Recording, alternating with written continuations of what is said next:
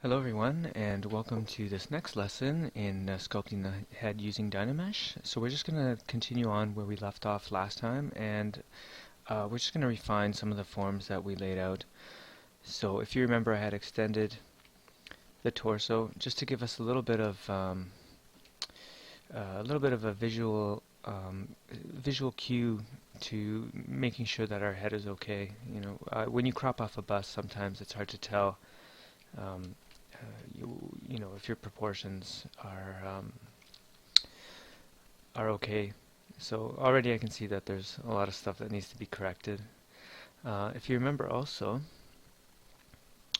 I had separated the shoulders. I made them into different subtools. So actually what I'm going to do is I'm going to go into the subtool menu, go into the merge, and press merge down. And it'll just ask me if this is not an undoable operation. I'm just going to click OK. And now this mesh is now merged. Now if I control drag, it's going to Dynamesh, and as you can see, it updated all the material to make it into the red wax.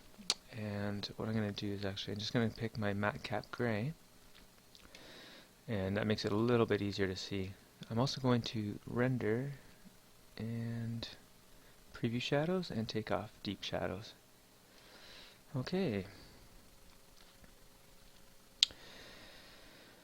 So just looking at my reference over here, what I want to do is I want to kind of make this less blocky and just start refining things a bit more. I'm going to keep the count right now is pretty low.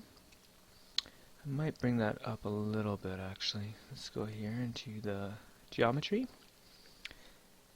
So we're just in the geometry palette.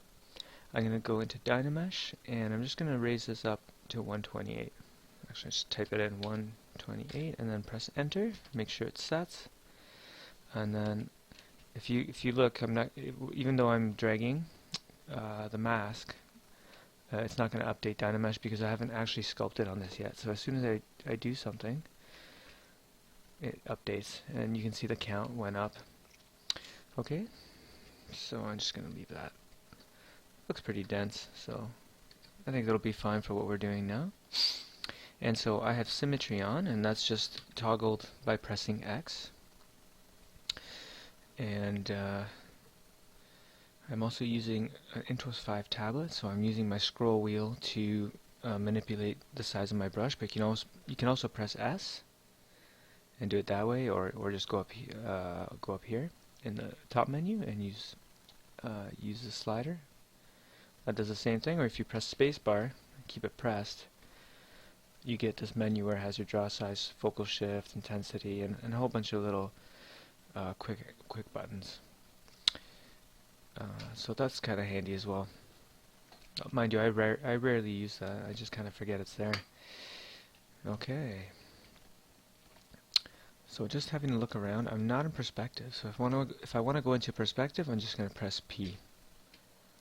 And that brings me into perspective mode. Let's see, we're at 50. I think I'm just going to leave it there.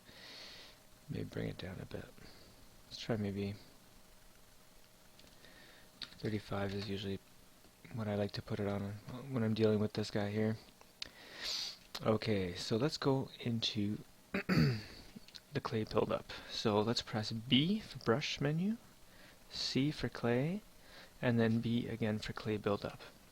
And you can see it's updated there in the menu list, in the brush list. Okay, so let's I can see there's some, let's undo that. There's some divots on this guy, and it just looks very unnatural. So what I'm going to do is I'm just going to go around and start refining the forms. It seems pretty flat in the back here as well. Of course you want to be looking at reference when you're doing this, and I have reference on my other monitor, and but you can use a book or anything like that, as long as you're using some kind of reference. It doesn't have to be exactly the person you're sculpting, but to have something there really helps you because if you're trying to do, I wouldn't, after all these years of doing it, I can't even do it by heart myself. So it's really a good idea to always be looking at reference, because what you think you have, what you know in your head is usually not as accurate as the real thing. And if you do have the real thing in front of you, you can always manipulate it and adjust it and exaggerate things. Uh, that's always better than just trying to do it, by heart or have from something you have in your head. At least that's my experience, anyway. Let's see here. Okay, so I can see already that this neck needs to come out a bit more. It's a little too thin in this area here. Of course, there's no eyes. So let's just get down to it. I'm going to use the clay buildup for this, mostly, because it's really good brush for blocking in form. So let's just start off with the neck. Now, of course, I could use the Move tool, BMV, and with a larger draw size, I could actually just bring this out if I wanted to. And that's a really good way of doing it as well. I'm just going to go back to the clay buildup, B, C, and B. I kind of like doing it the old-fashioned way, I guess, probably because of my traditional sculpting background, so I just kind of like using strokes. I'll do a bit of both, really. Either way, there's not one way that's better than another way. Everybody's going to have their own way of doing things, and that's perfectly fine. That's what art's all about, actually. So, yeah, I'm just stroking, placing strokes where I think they belong, and I'm constantly shifting the model around. And I'm just going to use the Alt to take parts down. Yeah. I rarely use the smooth brush. At these lower levels, if you were to use it, it's not that bad, actually. You can do quite a bit. But I prefer having that kind of stroke texture on there. So I'm just going to use... I like to go in a cross-hatching pattern, actually, across the surface. Let's fill in these eyes. And you can see I'm just going all around everywhere. I'm not sticking to one point, because you want to resolve the surface of your model equally all over the whole surface. You don't want to stick to one point and develop that more than the other areas, because that'll cause a lot of problems. Because when you're doing stuff like this, it's a constant adjustment. You constantly have to be adjusting forms, and if you just get, I guess if you get this tunnel vision where you're just kind of working on one eye or the eye area and then not paying attention to the rest, it's gonna when you find that you have to go back to the other parts, they're gonna be out of whack, and then you have to make all these changes back to your eye again, because once you change something down here, it affects something up there, and it's a constant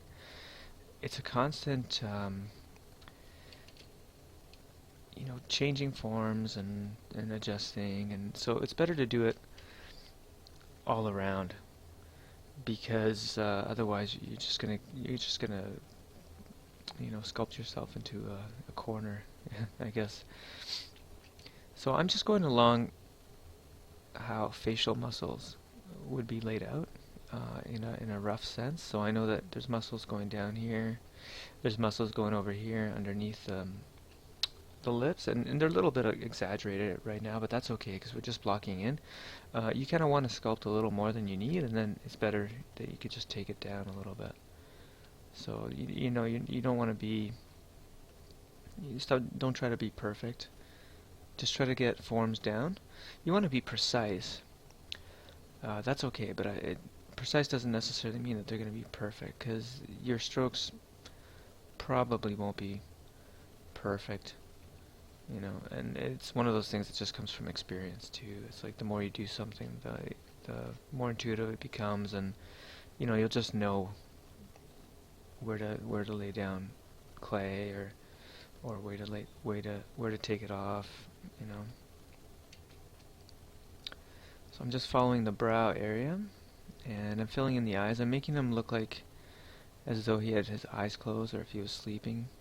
We're going to make the eyes separately later on in the tutorials.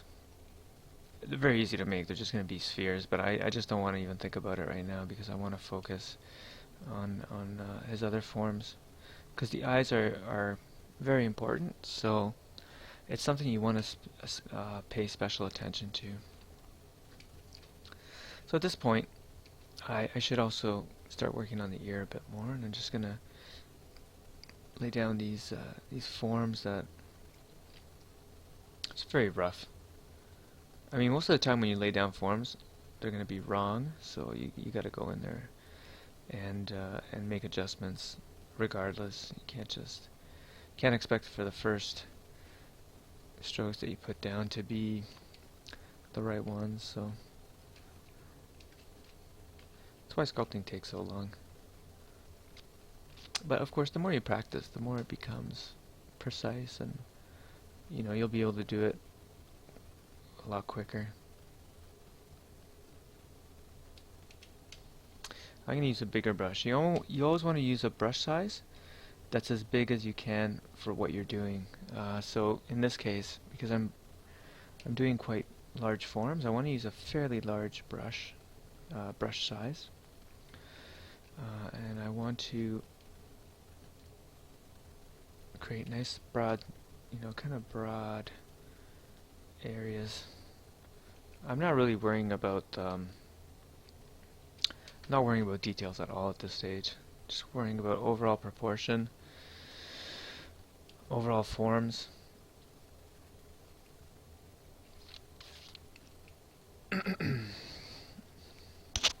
Oops, pardon me. I accidentally knocked my microphone.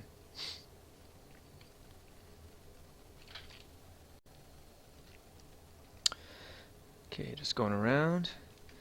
And of course the nice thing about symmetry is that I'm working on one side and the other side's already being updated automatically, and so if I prefer to sculpt on one side, I can just keep on sculpting on that side, and I'll know that it's going to be exactly the same. Afterwards you're going to want to make it asymmetrical, but that's something we'll do later on, because symmetry just doesn't look good in nature. It's okay for something like a hard surface, but when you're dealing with something natural, excuse me, there's never symmetry in nature. There's always a little bit of asymmetry, and that's what makes it look natural, actually. If you had a perfectly symmetrical face, it would look very unnatural. Excuse me. Not sure what's going on with this chin. Let's move it. BMV, and let's just move the lips forward maybe a bit too.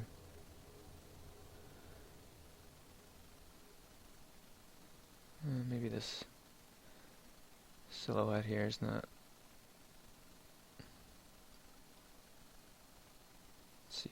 I think I could bring this cheek area forward. And let's see. Let's just check on these other areas here. Now, if I want to hide an area, I can press Control, Shift, Drag, and then Alt.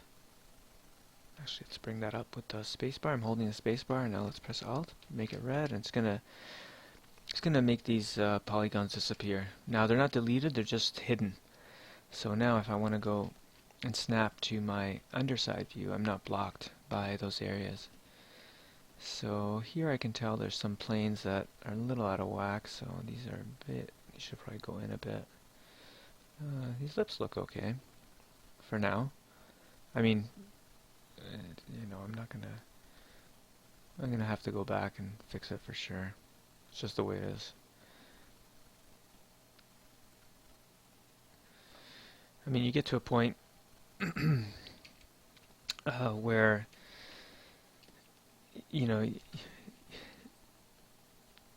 where you find that the model, you're hesitant to put any more details, or you're hesitant to make any changes. That's usually when you can call it done. I mean, I guess you never really finish your art, but you kind of just walk away at a certain point and say, I think, I don't know what else I could do with this one. And sometimes it's a matter of getting tired of it too.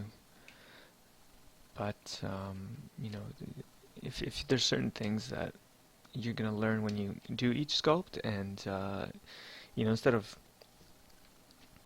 trying to redo them on the one you just finished, it's better just to start another project and use it on the next one. And so your next project is always going to be your best one. But you never really get any, you know, you never really get there. There's nowhere to get to when it comes to art. You're just constantly improving. So there's always something to learn, and so, you know, if you think about it like that, there's a lot less pressure to try to be perfect, because you know, they're not supposed to be perfect. Your next piece is supposed to be perfect. And then the next one, and then the next one, and just like that.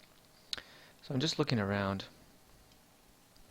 and I think I want to start drawing some features. So I'm going to press I'm going to use the Damien standard brush, and it's BDS. And this one really lets you make some nice lines. Now, if you notice, it looks a little asymmetrical right here, and that's just sometimes Dynamesh will do that. So let me oh, I can't read Dynamesh right now. It won't let me read Dynamesh because the mesh has to be fully visible, so I'll do that later. But sometimes when you do Dynamesh, when you re-Dynamesh an object, it'll calculate the best forms for your mesh, and sometimes when you're working, it'll make it a little bit asymmetrical, which is okay at this stage anyway. It's not really going to bother me. But if I really did want to make it perfectly symmetrical, I could just go here and push. If you looked at where I was at Modify Topology, and just press Mirror and Weld, and that would make it perfectly symmetrical. So let me just unhide so I unhid the polygons, and if I press Mirror and Weld, I now have a perfectly symmetrical mesh, and if I Dynamesh, it updates it. So let's just unhide that, Control Shift and Alt.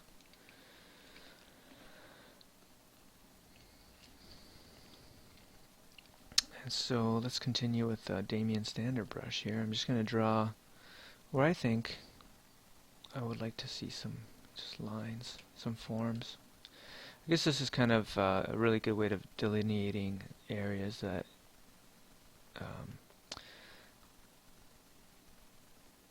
that you want to,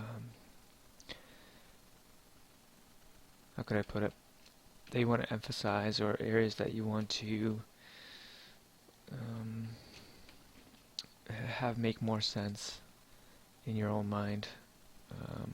Sometimes adding lines gives you a better idea of where you're going with the sculpt, or just even for delineating or marking areas that you know sometimes when you have all these strokes down and it's really rough, it's kind of hard to tell what you're doing. But I find that drawing on my sculpt, and I do this in real life. I mean, I do this with real clay as well. So it might be just something that I do, but I find it helps. And if you press Alt, you can do the opposite. It'll raise. Just move that a little bit. It'll raise the lines. So if you want to make some eyebrows or something, you're just pressing the Alt, using the same brush. I'm still using the Damien standard brush, and I'm just pressing Alt.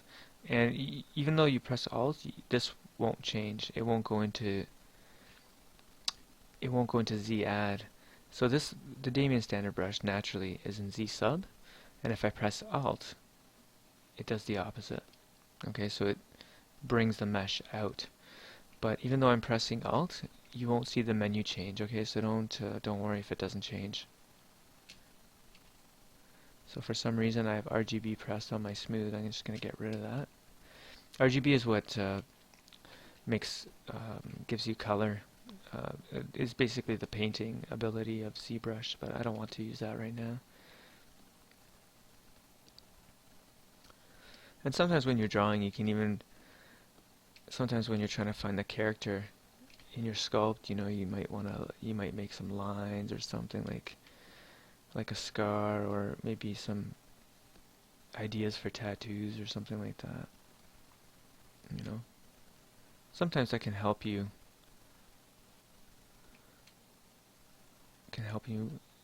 kind of develop the character a little bit.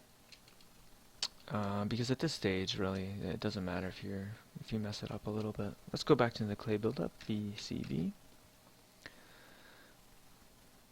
Sometimes you get these happy accidents. Like, I kind of like what's going on here. Whoops. And press the wrong key there. It's right beside the Alt. That's why. I kind of like what's going on in this area. I kind of like these lines down here. It almost looks like he has a Day of the Dead face. So if you just notice that my model disappeared after it's saved, it's just sometimes ZBrush does that. All you have to do is just tap on the canvas again, and it'll reappear.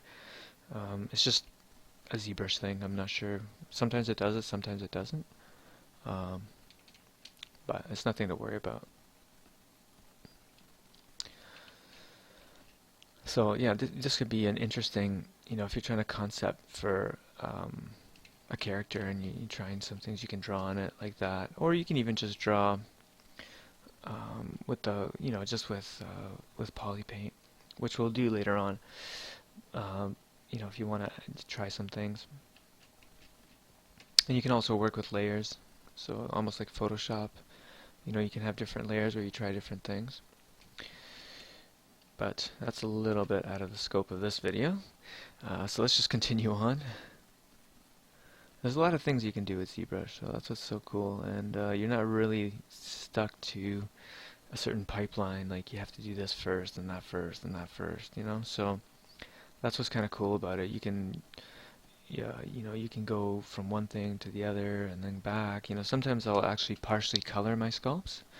Especially, in this case, I don't really need to, but unless I wanted to see some tattoos on this character or something, something that his face has, or maybe give him, some hair color to see what he looks like. Sometimes that helps. Like if you're doing a likeness of somebody and you want to start painting in eyebrows or things like that, to kind of get a feel for where if you're getting close, that can be handy too. So sometimes I will poly paint on my sculpts, and then I'll just clear it by filling it back with white. Especially during concepting, especially if you're doing something like a creature or anything that you might need color to kind of give you a sense of where it's going. So I don't know if you've noticed, but yeah, I'm not really doing anything fancy. I've been just using the clay buildup and going over forms, and I'm almost crisscrossing, like doing a, like hash marks. I don't know if you can see that, but I'm kind of going this way and then this way, like in a crisscross pattern, just like if you're cross-hatching, and when you're drawing. And I find this kind of evens out the surface, and I think it's just something that I picked up as a traditional sculptor in clay. It's kind of what we do when we work on a surface. We'll use a rake tool or a loop tool, and cross hatch the surface to get it even. Because if you just keep on digging in, oops, that's the opposite of what I was trying to do. If you just keep on digging in on one spot, it's hard to get an even surface, right? But now if you crisscross, it's a little bit easier to get an even surface. And another thing I like to point out is that I don't know if I'm not worried about messing up my sculpt at this stage. And that's also the beauty of digital, is you can always undo, but I don't want to use the undo right now either, but I'm at such an early stage that I don't really care if it messes up. This is kind of the stage you don't want to be all finicky with it. You kind of want to really block in forms as quickly as possible. Actually, you kind of want to get over everything pretty quick. And you know, again, I'm not doing anything fancy. I'm just going over, using the same technique, just going over areas, seeing where, you know, maybe there's like hollows, and you know, this shape obviously is wrong, and you know, this shape could probably come down a bit more. You know, you can look at different angles. You know, you can look at this angle, and then this angle. This to me looks like this part here is too far out. So if I wanted to, I can go into the move, BMV, and the move tool comes really in handy. I just want to make sure I have that spot. Oh, there we go. And I just maybe move it, adjust it a little bit, make my draw size a little bit bigger. The bigger your draw size, the more you're going to affect the sculpt.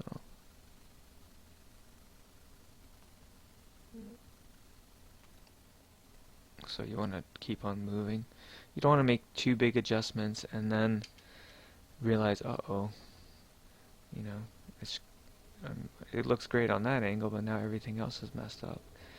But that's kind of what happens. You change one thing and then everything else kind of messes up. But the nice thing about using this digital medium is that you can easily manipulate it and make these kind of changes, whereas in clay it's like, you know, you could spend days on making a change like that. Like, it's just an unfortunate part of using real world materials. The move tool does not exist in real life, so it doesn't really allow you to make these kind of adjustments.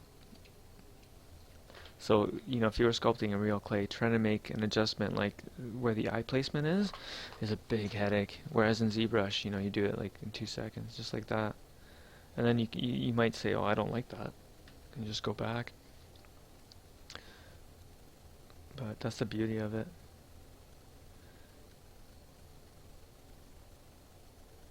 And, you know, nowadays you can even print your sculpts, so it's not even an issue.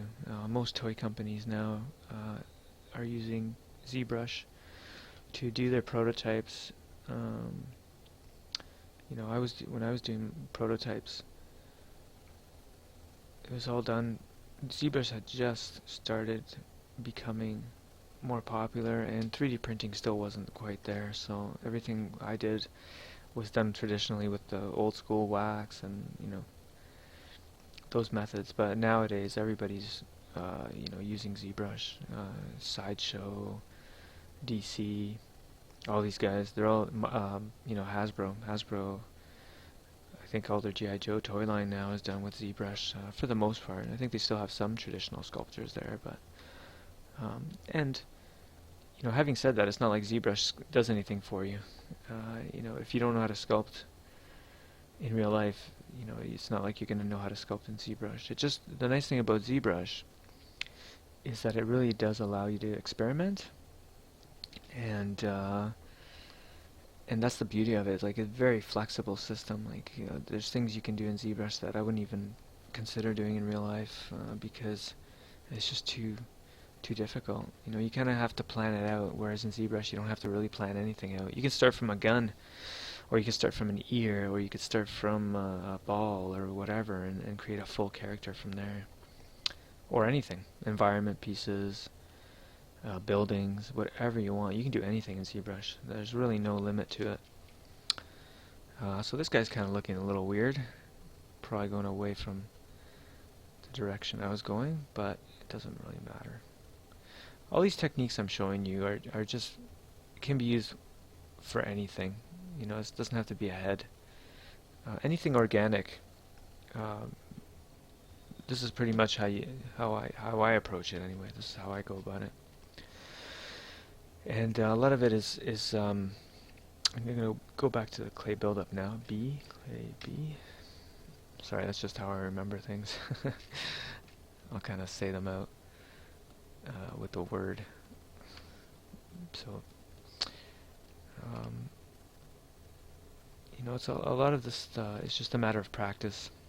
You know, you just gotta kind of dig in every day. You know, at least an hour. If you were to practice an hour every day, that's how you learn really, really quick. But it has to be consistent. You have to be really consistent, and just, you know, you can do more than an hour, but I think an hour is a minimum. And usually 3 hours is probably the maximum. But it depends. You know, it depends on everybody. Sometimes I'm sculpting for hours and I forget to eat and things like that. So I kind of like it when sculpts have a little bit of roughness to them because it kind of makes them look more alive, in my opinion. So, and at this stage, you shouldn't really be smoothing anything out anyway.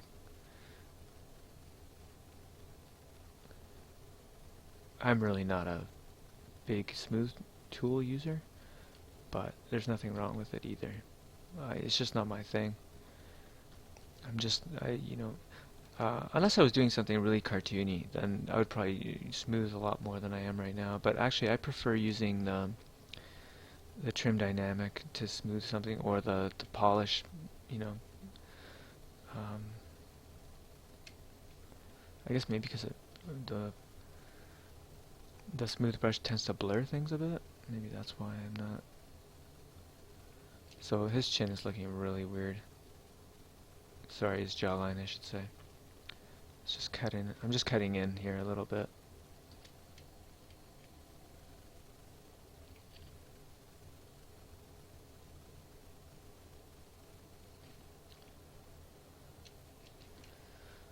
So that ear probably should rotate a bit. Let's see how we can do this. So there's so many different ways, but I always like to experiment, and I think, you know, that's what you should do as well, is experiment different techniques, especially on personal projects. So I'm just gonna press Control, and that's gonna bring my mask tooltip, and I'm just gonna drag and draw a mask. I'm just painting. It's almost like I'm painting something. Just painting. So I went a little bit over. So these kind of big moves you want to do at this stage. So in order to see, I overpainted over here. In order to erase, you just hold Control and then press Alt. Keep Alt pressed, and you can erase. That's just erasing the mask. I'm going to invert, so I'm going to press Control and tap on the canvas, and now it's going to invert my mask. So now, if I try to manipulate any area that's masked, nothing's going to happen. But as soon as I go into the unmasked areas, I can only manipulate those. So that's what's great about masks. So I'm just going to go into the rotate. I'm going to either hit rotate or press R, and I'm going to drag this line and hit shift. I'm going to go out of perspective. And I'm actually going to rotate this a little bit. So I just pressed inside the circle, the red circle, the white circle, and the other red circle. Those manipulate the object, whereas if you, if you click on the orange circle, you manipulate the actual transposed line itself. Or if you press on these little handles, it'll snap to the axes. So they correspond to the XYZ. So there you go. Also, if you tap, the transposed line will basically place itself according to the surface normal of that polygon that you tapped.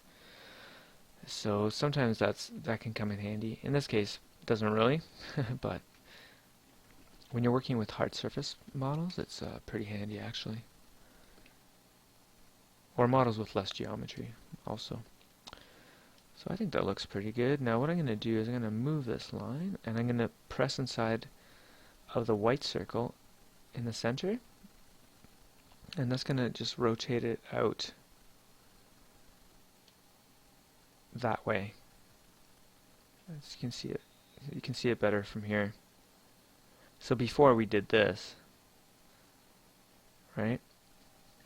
But now I wanted to bring the earlobes out, sorry, the back of the ear out a little bit more. I'm just going to click on the red dot over here and press W to bring my move tool out. Holding down shift, I'm going to press inside the center circle, and I'm going to move these out a little bit. So let's see here, let's do what we did before. I'm going to go back to rotate, and I'm just going to rotate these back a little bit. And again, W, shift. Now you see what I mean about constantly adjusting. His ears look kind of big.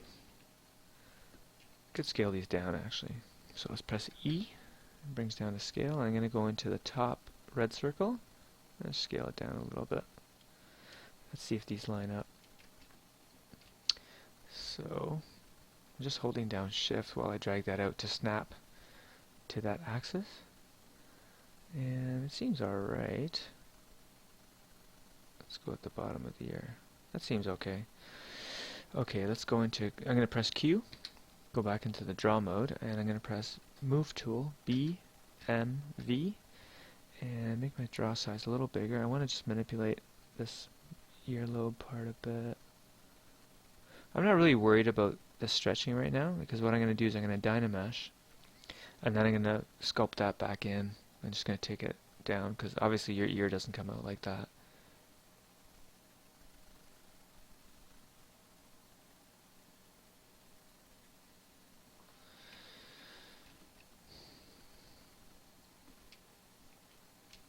Okay. So I just control dragged to clear the mask, and I'm going to control drag again. Oops. Control shift and tap to bring out the rest of the model, and now I'm going to click and drag. And there, it updated, and you can see that we don't have any more stretching over here.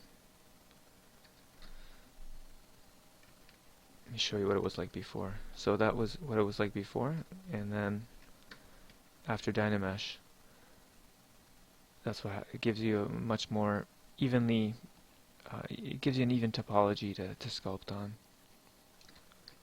I'm just pressing Shift F to bring out the polyframe mode, and then Shift F again to take it off.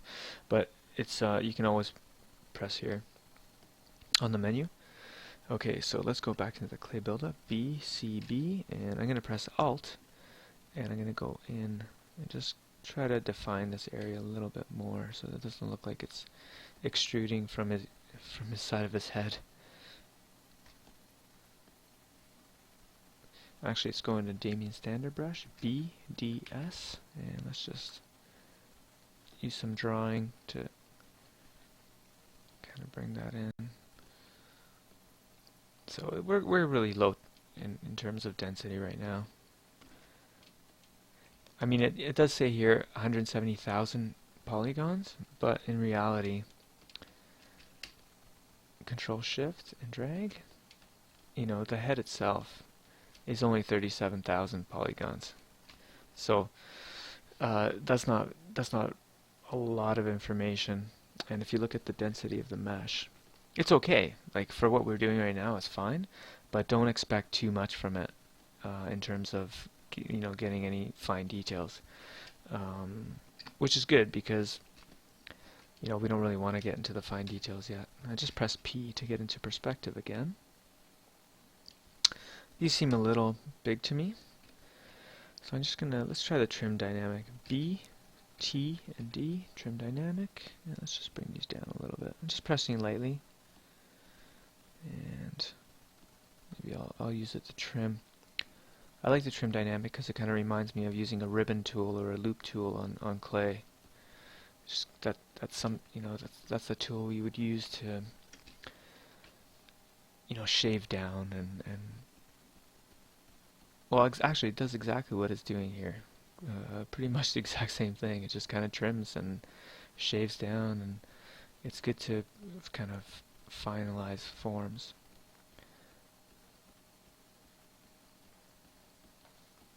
If you start smoothing everything with the smooth brush, it kind of starts to lose its dynamic energy, and its start to lose a lot of the forms too. So even when I was using traditional clay, when I first started learning, um, my teacher used to tell me all the time to stop smoothing, because we'd sit there with water if we were using water clay and start smoothing, because really what was happening is that we didn't know how to proceed. So we'd get, what we would do is just sit there and start smoothing it out, but that's only because we didn't know how to proceed.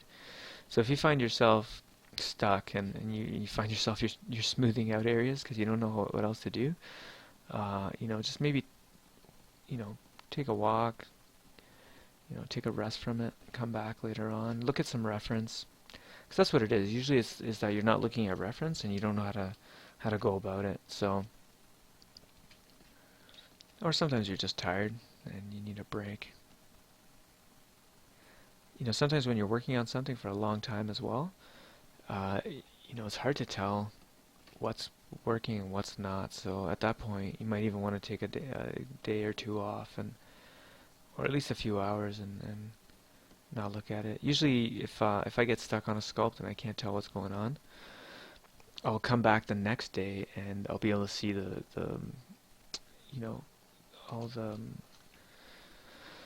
don't want to say mistakes, but all the words not coming to me, but there's no mistakes when it comes to art. But you can see with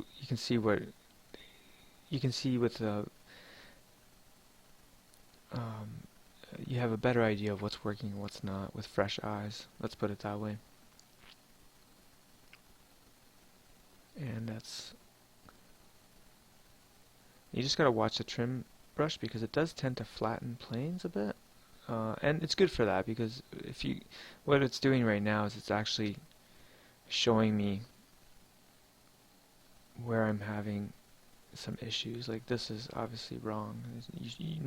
Unless the average human skull doesn't have this divot there, so that's gotta go. And actually, this is pretty much a technique I used to use with traditional clay as well, is to, you do the hash, you go over with a rake tool, and then you take a scraper, like a flat metal scraper, or a lute tool, and you go over the surface, and any areas that have imperfections, like this, they'll show up. They'll show up as little holes or little divots, like what happened up here too. And it's a good visual way of seeing your imperfections in the surface.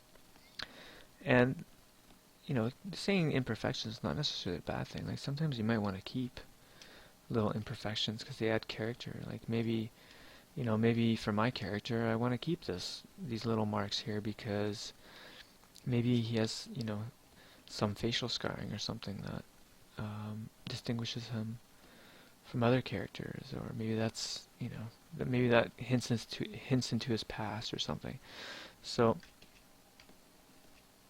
you don't have to get rid of imperfections. I'm just saying that it's just a good way to find them sometimes. But it can smooth. Can flatten things a bit, so you gotta be careful with that. You just gotta change brush here and there. Let's put it this way, it's good for some things and maybe not so great for others, but overall, it's a fantastic brush.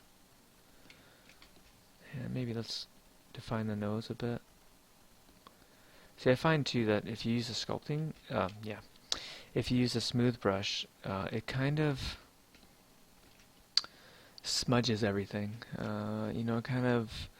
It doesn't really help you fix problems. It just kind of smudges everything. If you do this, now I've smudged everything. I don't really know. I have to go back in there now. So that's why I like it. I like doing it this way better. Just using trying to smooth the least amount possible. The one thing I do use the smooth a lot for is relaxing the mesh. If I find the mesh gets pinched or something like that, it does a pretty good job of that.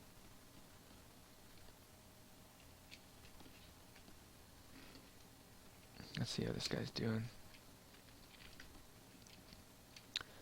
If I want to relax this a little bit, I'm just slightly tapping and kind of relaxes it a bit. BMV. I'm just going to use the move tool. I'm just going to manipulate this a little bit.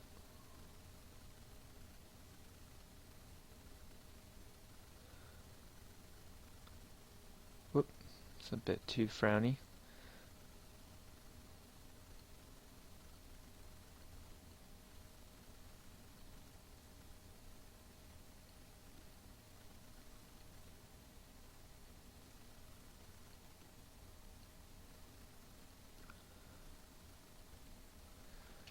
So usually, I'm just going to go into the Damien standard BDS. Now usually, you want to line up the corners of your mouth to the pupil in the eyes. Wow, looks ridiculous. Okay, so usually there'd be a line that goes right up here. Imaginary line, of course. And that's where you'd line up your eyes or your mouth. Okay, so this is probably not... Let's get rid of that. It seems like maybe the mouth is not wide enough right now. And we're just talking millimeters, okay, or very, very small movements. It's not like...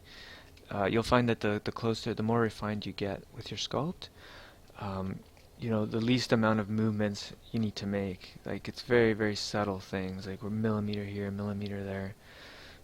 Actually, let's move this up a little bit. This looks kind of wonky. And I'll probably come back to this tomorrow and say, what the hell? But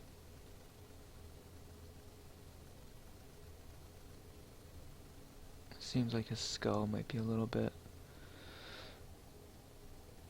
There's still this indent over here. I'm just going to go into the inflate, B for brush, I-N for inflate, and I'm just going to inflate that a little bit. I'm using really light pressure.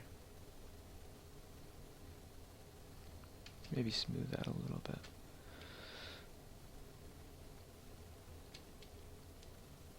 I think that looks a little bit better. Maybe let's go here over to the mouth a bit and inflate. Just a slight inflate over here. Bring the lips together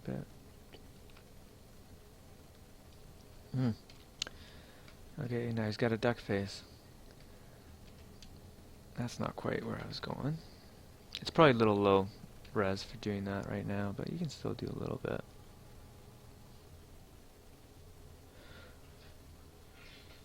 So there's only certain, you know, there's certain things you can't do at really low res.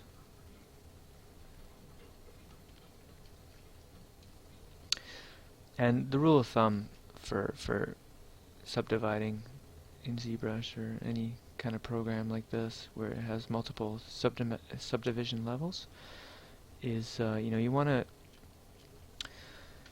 This is a concept that was pretty difficult for me to understand for the longest time, but you want to bring your sculpture as far as you can on that subdivision level or that resolution until you can't bring it further, and that means all over, right? So I want to make sure that all over it's brought to that same resolution or same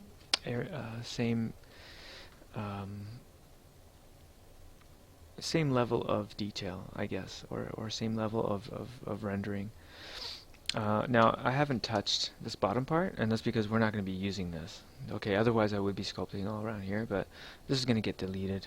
This was just kind of like a placeholder for visualization more than anything. I wasn't... That's why you don't see me really playing around with that, because this is what we're going to get in the end. I'm just using the select lasso. So this is what we're going to end up with in the end. But see, if I tried to sculpt that without having the rest of the body, it would... I find that it never looks good. It always kind of looks like it doesn't, I don't know, not quite right. And having just a little bit of a, you know, roughed in body kind of helps make sure that this area that you're going to keep just fits with the overall proportions. That's just me. So it's not a necessary thing. So, you know. Okay, so I think that for this video I'm going to stop here. This was kind of a video to bring you into the next phase, and with the next phase we're just going to continue refining and pretty much using a lot of the same techniques. It doesn't really change that much. I tend to use very few brushes when I work, and yeah, so I think that's pretty much it. Of course, if you have any questions, please comment in the comment box, and if you like this video, please give it a like, and of course subscribe, and I will see you in the next video. Thank you for watching.